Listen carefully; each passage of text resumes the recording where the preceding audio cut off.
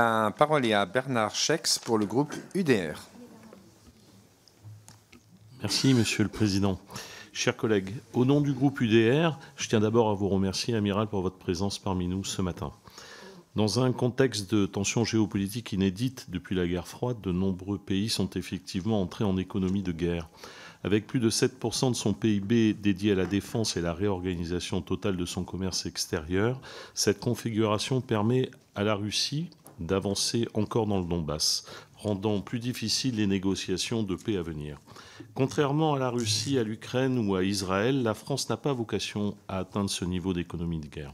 Cependant, au groupe UDR, nous sommes convaincus que seule la réaffirmation de la France comme grande puissance militaire nous permettra de peser dans le nouvel ordre international qui s'annonce. Aussi, les efforts considérables portés par nos fleurons industriels afin d'accélérer la cadence de production sont admirables. Dans ce contexte, il est indispensable d'alléger le cahier des charges et les procédures qui pèsent sur eux. Il conviendra aussi d'assurer les investissements nécessaires pour nos petites et moyennes entreprises du secteur, aujourd'hui sous-financées et qui, faisant partie de la chaîne de production, doivent aussi maintenir cette nouvelle cadence. Bien qu'essentiel, l'enjeu pour nos armées ne réside pas uniquement dans l'acquisition de nos équipements.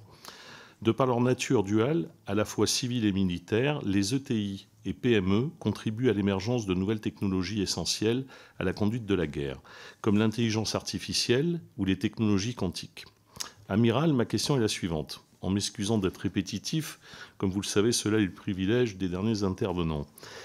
Quelles solutions sont envisagées pour faciliter l'accès à des investissements privés pour les PME et ETI du secteur de la défense qui contribuent à notre excellence technologique et permettront demain de gagner la guerre avant la guerre, comme le disait notre chef d'état-major des armées? Je vous remercie. Merci, cher collègue Amiral.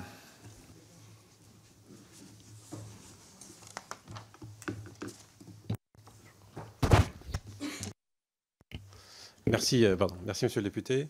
Alors effectivement, pour les PME,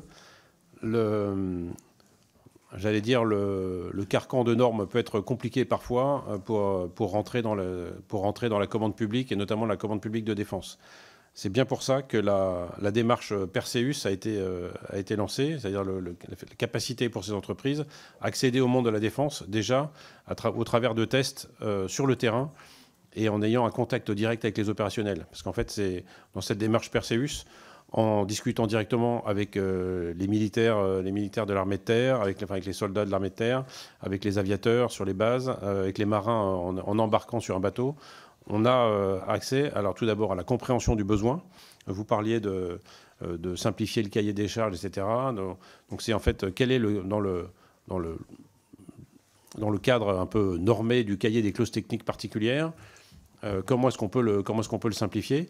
Est-ce que nous, les armées, et on est extrêmement vigilants ces derniers mois à faire en sorte que ce cahier des clauses techniques particulières il soit raisonnable, en tout cas qui permette un accès au plus grand nombre possible d'entreprises, y compris des petites entreprises. Donc cette démarche Perseus, elle permet déjà de la compréhension du besoin militaire. En fait, il y a plein de... On le voit parfois dans les salons. Il y a plein de... J'ai vu récemment à Aéronaval, il y a plein de sociétés qui ont des équipements et elles n'ont pas forcément de cas d'usage. Donc nous, on les aide à caractériser ce cas d'usage. Comment est-ce que vous pourriez faire quelque chose qui soit intéressant pour la défense et ensuite rentrer dans le processus à la fois de l'innovation par l'Agence de l'innovation de défense ou dans la démarche donc ensuite, qui permet ensuite le passage à l'échelle, ou la démarche Perseus qui permet ensuite de le tester ou d'embarquer le matériel. Récemment, la marine a testé dans le Dronathlon des capacités de brouillage qui ont été testées ensuite dans une séquence qui s'appelle Wildfire, donc sur une séquence de tir contre tout un tas de drones, de cibles, etc., pour évaluer les différentes solutions qui sont proposées. Et il y a un bateau de la marine qui est parti avec ce système en opération et qui a connu des succès avec ça. Donc derrière, vous le voyez, en fait, il y a des possibilités pour les entreprises. On recherche plutôt les petites entreprises dans les grands salons. On va principalement voir les petites entreprises Effectivement, les grands acteurs majeurs de la défense, on peut les voir, on les voit et on peut les voir régulièrement.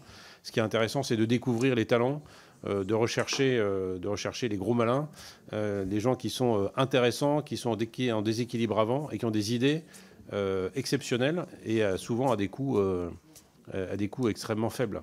Donc il y a un effort énorme qui est fait par les armées pour avoir ce lien avec les entreprises. Et par ailleurs, l'innovation dans les armées, elle est vraiment délocalisée vers le local. Et donc, à travers les centres d'expertise, le centre d'expertise, le CEAM, le centre d'expertise aérien, le centre d'expertise des programmes navals à Toulon, la STAT ou la CIMT pour l'armée de terre. Et eux sont bien souvent adossés aussi à un organisme DGA, DGA technique navale, DGA technique aéronautique pour le CEAM, et puis la STAT, bien sûr, avec DGA technique terrestre.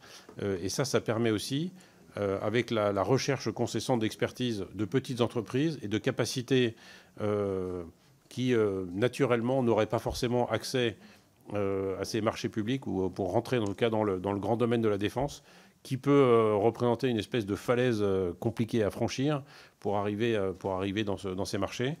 On fait tout pour ouvrir les portes aussi à ces entreprises-là. Donc il y a une vraie démarche forte qui va au-delà des acteurs majeurs de l'industrie de défense. Et ça stimule l'ensemble de l'écosystème à travers les solutions qui sont découvertes comme cela.